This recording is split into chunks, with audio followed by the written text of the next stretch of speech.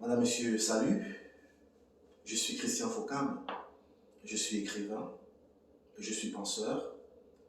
Je suis promoteur de ce courant de pensée que j'ai nommé le paradigme de la réflexion logique et continue. Il y a quelque temps, j'ai commis une lecture, une présentation au travers duquel j'invitais à une confrontation intellectuelle, bien sûr, les académiciens, les intellectuels, les sages, les initiés des nations noires. Mais comme je pouvais m'y attendre, j'ai reçu zéro retour. Le but de cette autre lecture que je m'apprête à commettre est de réitérer mon appel. J'en appelle aux académiciens, j'en appelle aux intellectuels, j'en appelle à toutes ces personnes qui portent ou prétendent porter ou prétendent instruire au sein des nations noires. Parce que j'ai émis de la pensée, et comme vous le savez, le but d'une pensée est qu'elle soit confrontée. Parce que une pensée doit être confrontée. Sinon, ça ne sera qu'un point de vue de partisan. Je ne suis pas un partisan, je suis un penseur. Un penseur n'est pas un partisan. Et les assertions d'un partisan ne peuvent se prévaloir du point de vue scientifique d'un penseur. Une pensée s'inscrit dans un cadre réflexionnel. Le point de vue d'un partisan s'inscrit dans une émotion, dans une cause, dans un idéal diffus. Donc, j'ai commis une pensée dans un cadre réflexionnel. La destinée d'une telle pensée est qu'elle soit confrontée. Alors, j'ai commis un ouvrage dans lequel je présente le véritable sens de la palette de Narmer. Et j'ai commis un ouvrage pour lequel j'en invite au débat, j'en invite à la confrontation. Et j'interpelle ici, comme je le dis encore, les académiciens, j'interpelle ici encore les intellectuels et toutes ces personnes qui, au sein des nations noires, se prétendent, à tort ou à raison, le rôle d'instructeur. Alors, si vous êtes véritablement instructeur, vous devez savoir que, en tant que serviteur du savoir, le savoir en appelle au savoir. Le savoir en appelle au savoir. Et cela signifie simplement que l'intensité d'une pensée, l'intensité d'une théorie, l'intensité d'un point de vue réflexionnel ne dépend absolument pas de l'individu qui la porte, de l'individu qui la promeut. L'intensité, la portée d'une pensée est proportionnelle au mobile qui sous-tend cette pensée. Alors, quelles que soient mes origines, quel que soit mon background, ce n'est absolument pas le facteur qu'un serviteur du savoir devrait prendre en considération. Mais c'est bien évidemment le mobile qui sous-tend la portée, le mobile qui sous-tend le point de vue que je promeux, le mobile qui sous-tend ma pensée. Et quand je dis ceci, je m'adresse, je pense, je crois, à des initiés, à des académiciens, à des intellectuels, en tant que tous initiés, c'est-à-dire vous devrez comprendre que, en tant qu'élévateur de conscience, en tant qu'enseignant, d'une façon ou d'une autre, académicien, intellectuel, érudit et autres, vous devrez comprendre qu'un serviteur du savoir est au service du savoir et le savoir en appelle au savoir. Alors, j'ai commis, comme je le disais, un ouvrage dans lequel je présente le véritable sens de la palette de Narmer.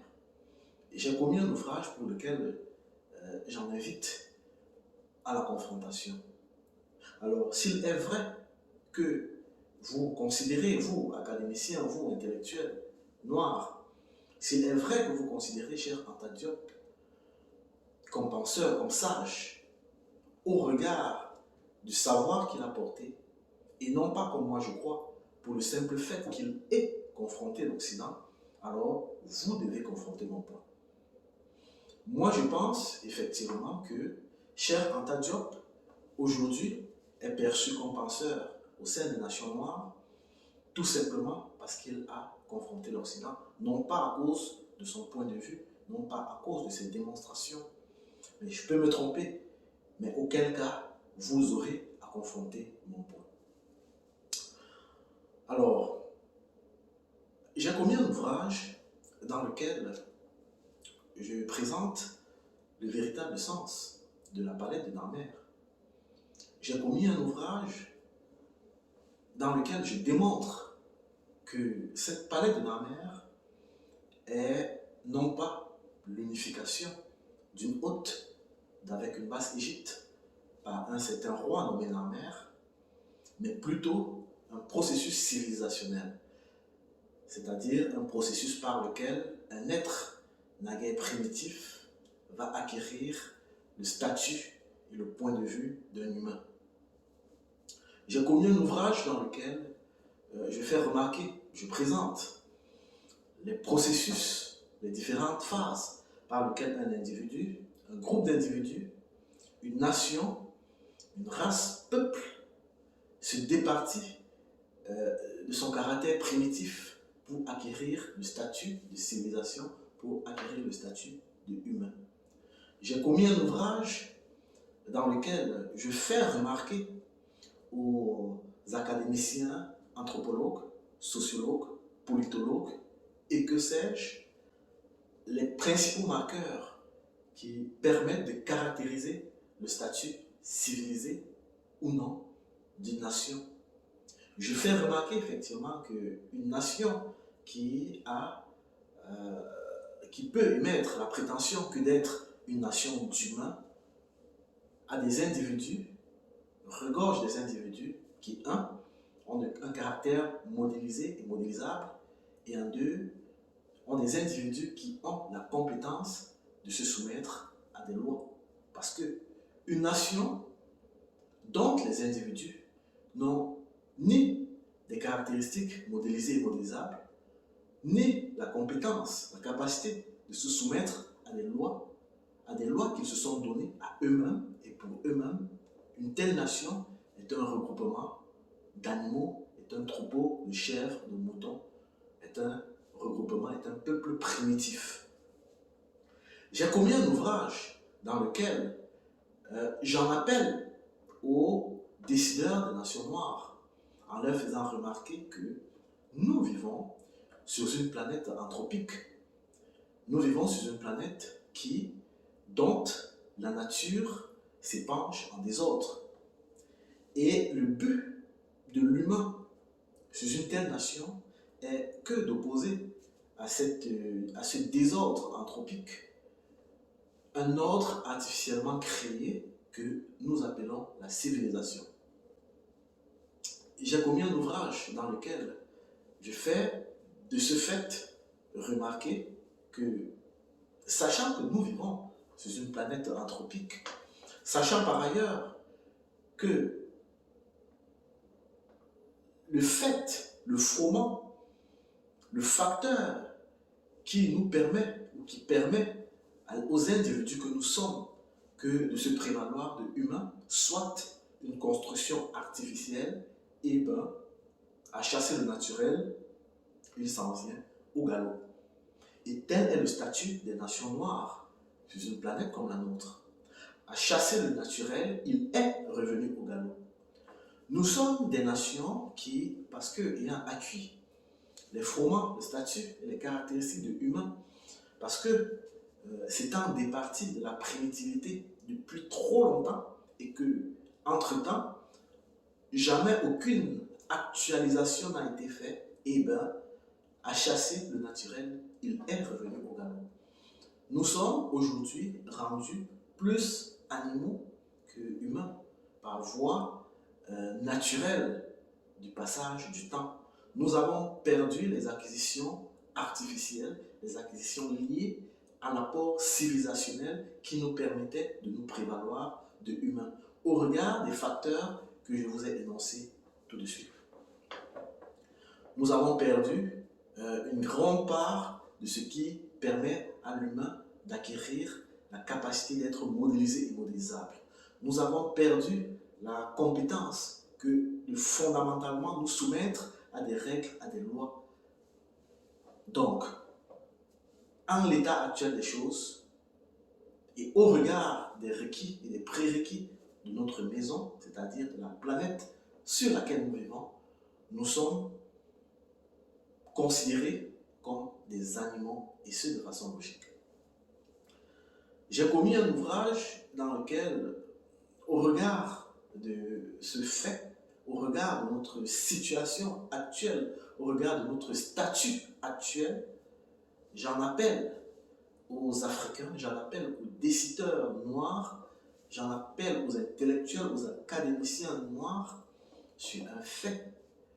Avant que de statuer sur l'organisation de la police, avant que d'entrevoir des types organisationnels, la politique de la cité, dans la cité, avant que de prétendre, de statuer sur les méthodes et les voies de développement de cette cité,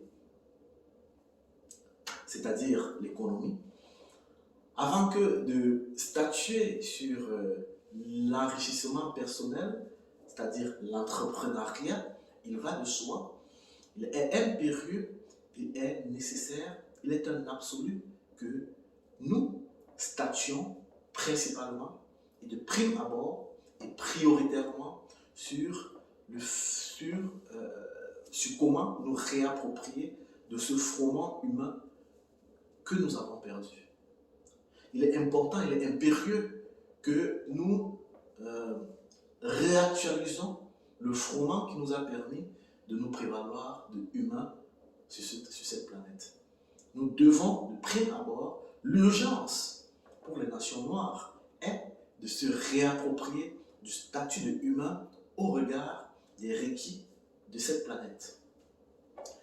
J'ai commis un ouvrage dans lequel je démontre, je présente le véritable sens de Haute et de Basse Égypte.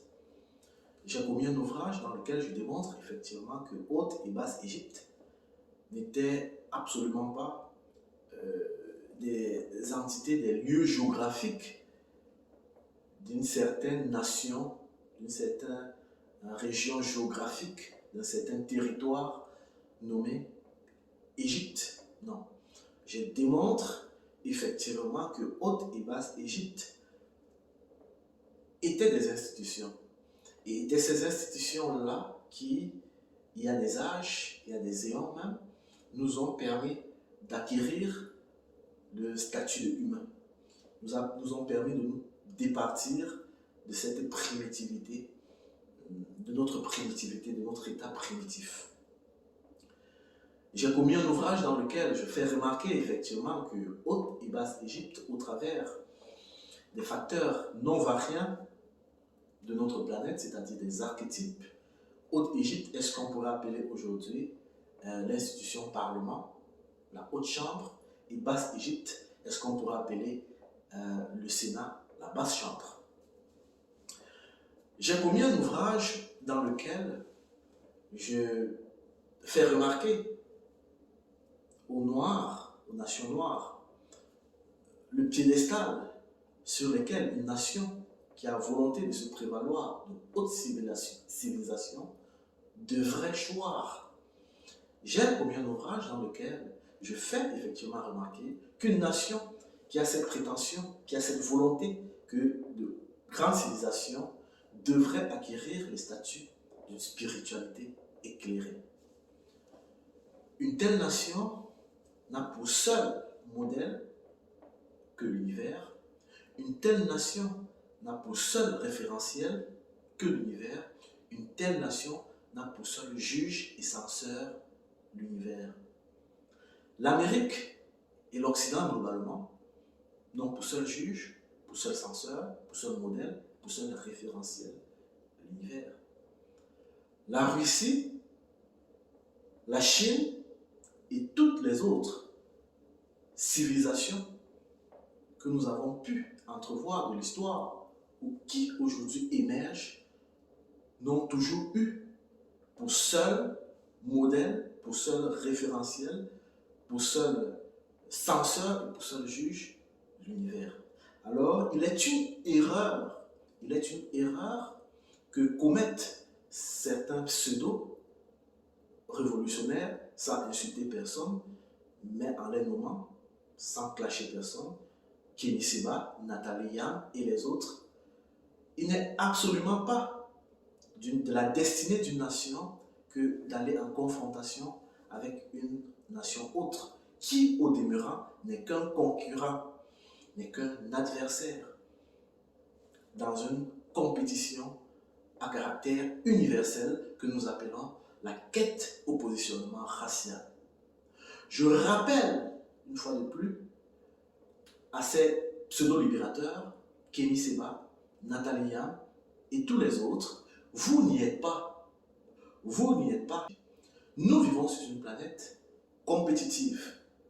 Le but de la différenciation nationale, individuelle et même raciale est de reprendre part à cette compétition dont seul l'univers est l'organisateur, l'arbitre.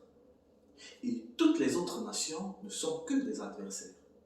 Alors, il est temps que vous compreniez que l'Occident ne sera jamais un ennemi, non plus un ami, il sera toujours un adversaire. Il est temps que vous compreniez que la Russie, la Chine, ne sera jamais un ami, elle sera et il sera toujours un adversaire. La Chine ne sera jamais un ami, il sera un adversaire, elle sera un adversaire, tant pour moi. La Russie ne sera jamais une ennemie ou une amie, elle sera toujours une adversaire. Il est temps que ces pseudo-révolutionnaires comprennent que l'enjeu de la guerre pour lequel ils prêtent leur voix au nom des peuples noirs est beaucoup plus important que ce qu'ils semblent comprendre.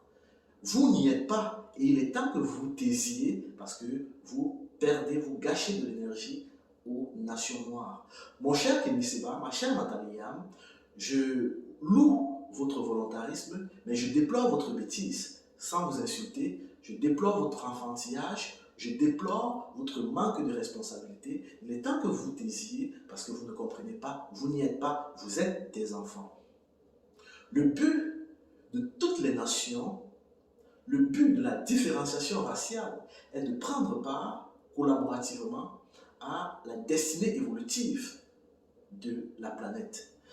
La planète n'a trouvé rien de mieux que de confronter les différents points de vue afin que de se prévaloir du meilleur point de vue. Parce qu'il faut bien comprendre que l'aboutissement de cette quête au positionnement racial, l'aboutissement de ce marketing universel ou planétaire, si vous voulez, est qu'in fine, la nation, la race vainqueur puisse se prévaloir et prétendre à tout un univers en se disant « Je suis la porte-parole, je suis le porte-parole de cette planète parce que le point de vue qui y a cours est le mien. » Donc, l'objectif de la géopolitique, de la géostratégie, et ça je le rappelle aux politologues, le véritable fondamental, les véritables bases fondamentales de la géopolitique qui a cours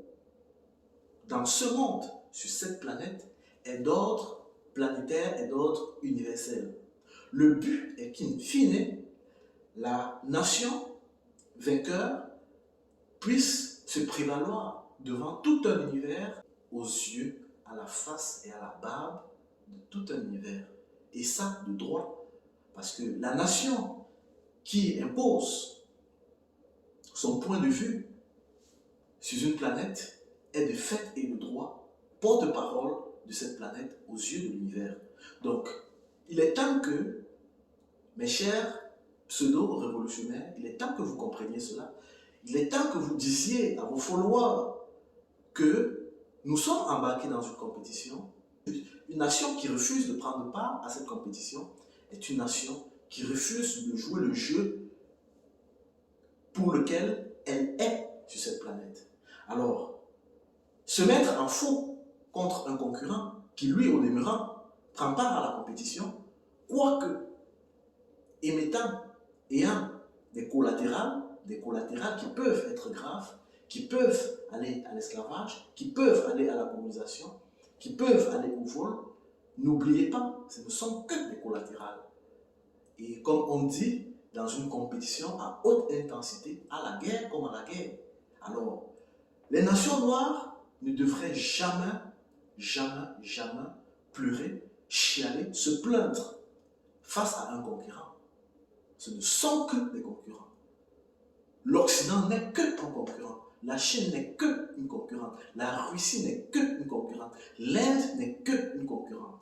Le véritable enjeu est d'ordre planétaire, avec pour seul arbitre, avec pour seul organisateur l'univers. Alors si les nations noires, si mes chers pseudo-libérateurs, Kémy Séba, Nathalie Yam et tous les autres, si vous devez vous plaindre contre quelqu'un, vous devez, de façon logique, vous devez vous plaindre contre l'organisateur de la compétition dans laquelle la nation que vous prétendez défendre est embarquée. J'ai commis un ouvrage dans lequel je présente l'origine, les causes et à quelques égards les conséquences de la situation, des vicissitudes que nous avons pu endurer au fil de l'histoire. J'ai commis un ouvrage dans lequel je fais remarquer effectivement que si nous avons été esclavagisés, si nous avons été colonisés, si aujourd'hui nous sommes rendus au point où les portes de la sympathie de la communauté des humains de cette planète nous sont unanimement closes, c'est tout simplement parce que nous dérogeons, nous nous mettons en faux, nous nous positionnons en faux sur cette planète. Comme je vous l'ai dit tantôt, nous vivons sur une planète évolutive. Nous vivons sur une planète à caractère archétypal. Et dès lors qu'il est question pour une nation, pour un individu, pour un peuple, pour une race peuple, que d'opposer une construction humaine, scientifique, technologique à cette planète, il est impérieux que cette construction soit en accord avec cette évolution, cette destinée évolutive et cette base, et ce fondement archétypal. Dès lors qu'une nation s'inscrit en faux de cette destinée évolutive, de ce destin évolutif, dès lors qu'une nation s'inscrit en faux de cette base, de cette caractéristique archétypale, alors cette nation ne peut se prévaloir de ses propres turpitudes parce que, effectivement, une telle nation sera de fait considérée comme une intruse par la planète qui va se donner tous les moyens pour l'extirper. Et au demeurant, notre planète s'est servie simplement et banalement de nos concurrents, de nos adversaires, dans cette compétition à la quête au positionnement. Parce que rappelez-vous, l'individu, le groupe d'individus, la nation ou le peuple qui refuse de collaborer en intelligence à cette évolution inéluctable va être utilisé de gré ou de force pour cette évolution. La planète va se donner les moyens pour l'utiliser parce que l'évolution doit avoir lieu. Et alors, elle interpelle les nations de contribuer intelligemment, de s'inscrire dans cette compétition afin de collaborer. Mais la nation, le peuple, la race, qui refuse de collaborer d'intelligence, va simplement être utilisée. Et c'est la raison pour laquelle nous avons été esclavagisés. Alors, nous ne pouvons, en l'état, nous en prendre à personne. J'ai commis effectivement un ouvrage dans lequel je fais remarquer aux Kémites qu'un peuple, une nation qui s'obstine à regarder son évolution dans les réminiscences d'une tradition qu'il ne comprend même pas. Une nation donc, un peuple, une race qui s'obstine à entrevoir son évolution dans ses traditions, dans ses ancestralités, dans des cultes dont il ne connaît absolument rien des fondamentaux, est une nation qui crée les liens avec lesquels on va la fouetter. Est une nation qui noue les chaînes avec lesquelles on va esclavagiser ses fils et ses filles. Est une nation qui attise le feu de la fureur avec laquelle on va violer ses filles et sodomiser ses garçons.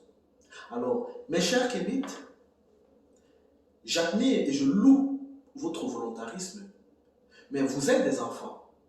Vous ne comprenez pas. Vous ne comprenez pas la portée de votre bêtise. Vous vivez sur une planète évolutive. Nous vivons sur une nation, sur une planète évolutive. Nous vivons sur une planète à caractère archétypal. Que vous le voulez ou que vous ne le voulez pas, qu'une nation le veuille ou qu'une nation ne le veuille pas, elle doit faire avec les requis de la maison dans laquelle elle vit. Elle doit faire avec les requis planétaires. Alors, que vous opposiez encore et encore votre point de vue que de retour aux ancestralités, une fois de plus, comme vos ancêtres, vous allez vous buter, vous allez inscrire vos enfants et vos petits-enfants dans ce qui sera l'esclavage. Dans ce qui sera l'esclavage, dans ce qui sera la fureur, la violence de l'esclavage. Alors, j'ai donc commis un ouvrage pour lequel j'en appelle au débat. Et j'en appelle au débat. Il est temps que l'Africain, les peuples noirs, je voulais dire, se départissent du partisan pour acquérir le point de vue de la science. Depuis trop longtemps,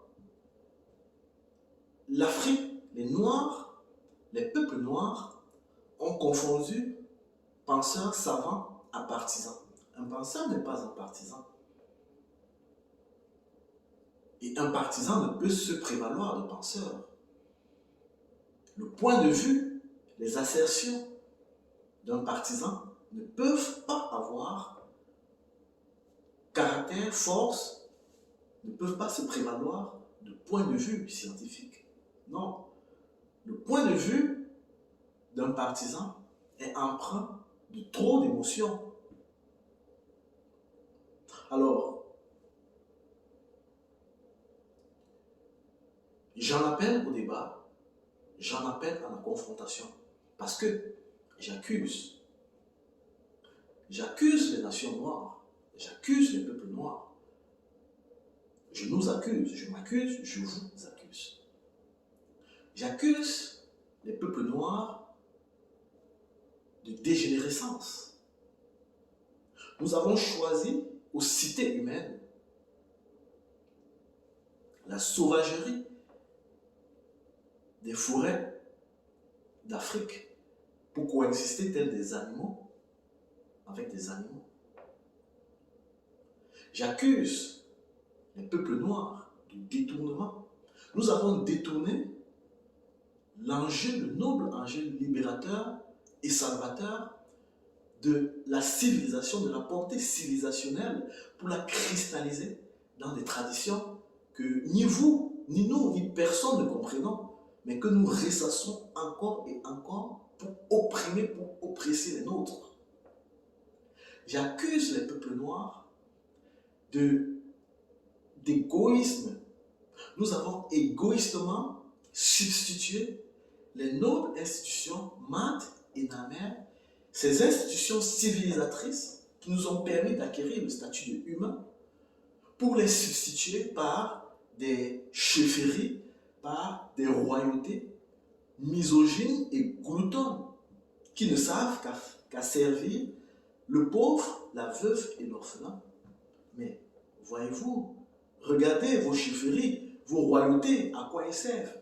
ils ont été impliqués dans l'esclavage, ils ont été impliqués dans les génocides, ils sont impliqués dans la colonisation, et aujourd'hui, ils sont impliqués dans tout ce qu'il y a de corruption, de détournement et autres. À quoi nous servent ces chefferies si ce n'est pour opprimer et oppresser la veuve, le pauvre et l'orphelin? J'accuse les peuples noirs.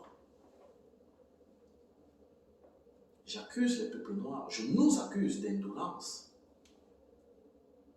Voyez-vous, nous nous sommes donné des lois, nous nous sommes donné des traditions, nous nous sommes donné des règles, des préceptes. Nous organisons des réunions où nous avons des règles, nous avons des fédérations sportives avec des règles, nous avons toutes sortes d'organisations avec toutes sortes de règles et de préceptes. Mais jamais nous résolvons nos problèmes tels des humains sur la base de ces règles, sur la base de ces lois, sans s'entre-déchirer tels des animaux. J'accuse les peuples noirs de crimes à l'humanité pour incitation à l'esclavage, pour incitation au génocide, pour incitation au meurtre, pour incitation au racisme et autres. Nous avons, par notre défaillance, par notre indolence, par notre dégénérescence, sur cette planète commis un précédent. Nous avons incité nos adversaires à commettre l'impensable. Nous avons incité les Occidentaux à nous esclavagiser. Nous avons incité les Arabes à nous esclavagiser. Et aujourd'hui encore, à cause de notre indolence, à cause de notre dégénérescence, nous incitons la communauté humaine à nous génocider. Alors j'accuse les peuples noirs. J'accuse les peuples noirs, je m'accuse, je vous accuse, je nous accuse. J'accuse les peuples noirs d'inversion du sens des valeurs. Nous avons enlevé le pain de la bouche de l'enfant pour le mettre dans celle des édentés. Ne savons-nous pas que l'enfance est l'essence de l'évolution? Ne savons-nous pas par ailleurs que le but de notre présence sur cette planète est l'évolution? Alors j'accuse. Alors, mes chers frères et sœurs, mes chers aînés, académiciens, savants, scientifiques, une fois de plus, je vous invite à la confrontation. Je vous invite au débat. Parce que depuis trop longtemps, depuis fort longtemps, on a confondu en Afrique partisan à savant. Un savant n'est pas un partisan.